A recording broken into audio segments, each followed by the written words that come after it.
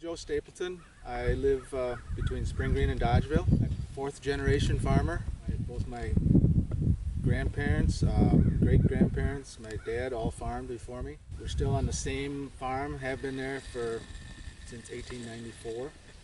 We do strip cropping, mostly hay, but some corn, some beans, and we feed a few cattle, mainly dairy heifers. We've always been strip cropping with 80-foot strips. The farms have been in that for probably 50 years. About 30 years ago we started with chisel plowing, got rid of the moldboard plow, and just in the past 10 years we've been doing almost 80% no-till. We don't work the ground at all. So one thing I've done this year that's different is we put rye on sod that had played out as far as alfalfa. I put rye on it just to keep something growing instead of leaving it brown for a month or two. On the bean ground, I'll come in and put rye on that after we get the beans harvested. Number one, it takes less time, it takes less fuel. In the long run, it's cheaper. And on these rolling hills like we have here, it still gets some erosion, but it's a lot better than what it has been in the past.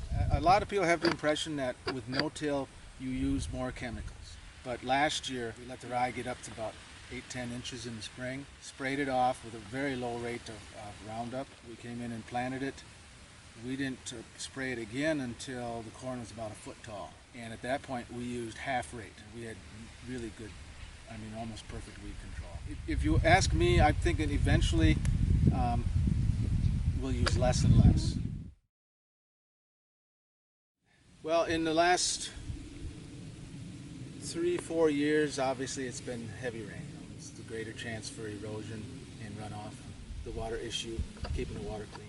And I belong to two watershed groups. One is through Taliesin, and the other one is the Uplands. People ask me, is the water important? It's like, yeah, it's important.